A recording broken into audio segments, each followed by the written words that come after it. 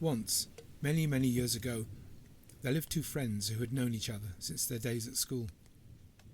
These two men, like Damon and Pythias, loved each other, and when their work allowed, were always in each other's company.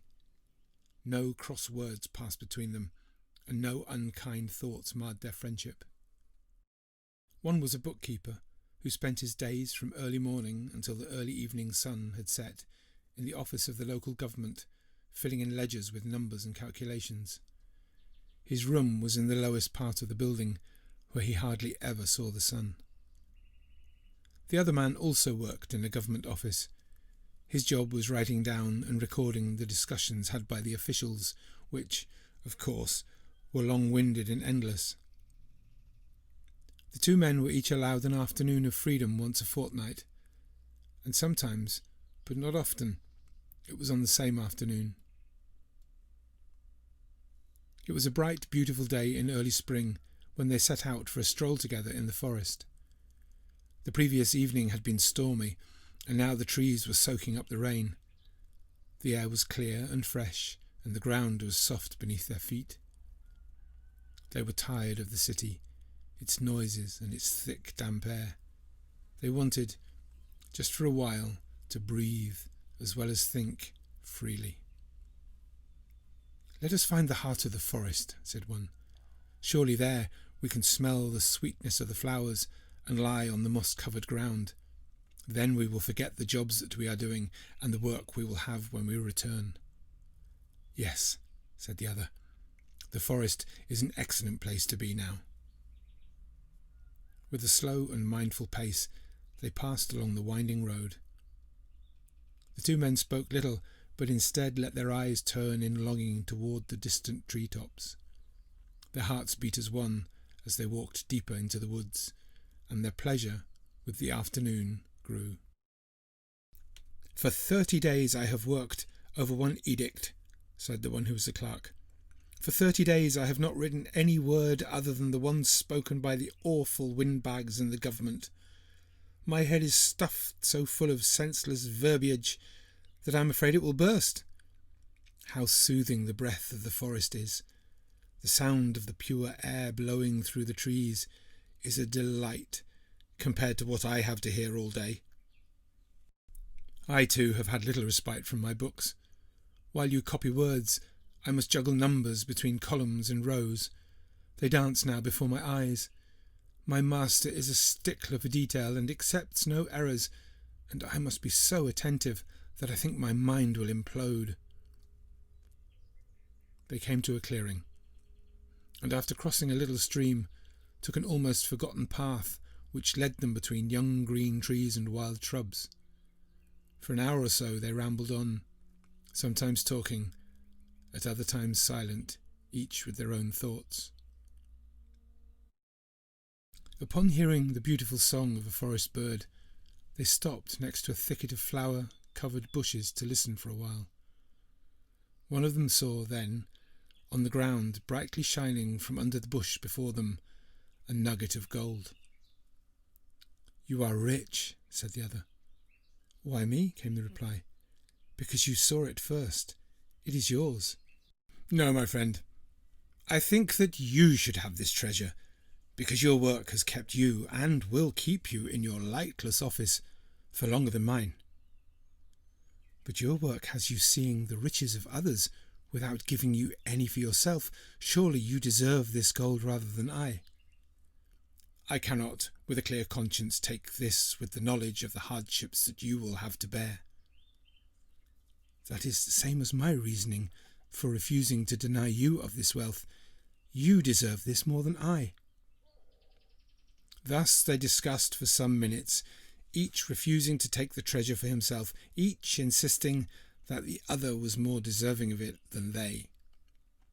"Listen to us. We begin to sound like the politicians I have to work for every day, or the speculators whose money I record in the thick books of my office. This is not the reason that we are friends. And gold is not the reason that we came into the forest.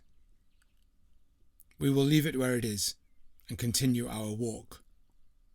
So they left the chunk of gold in the very place where they had seen it, and the two friends walked away, each happy because he valued his friend better than anything else in the world. Thus they turned their backs on any chance of quarrelling. "It was not for gold that we left the city," said one. "No," replied his friend. "One day in this forest is worth more than any nugget. Let us find a comfortable spot to rest before we continue.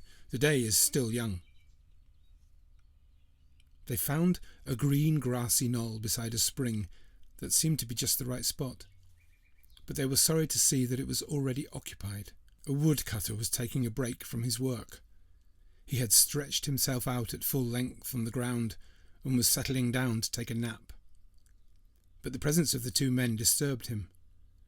With a scowl he sat up and shouted in their direction.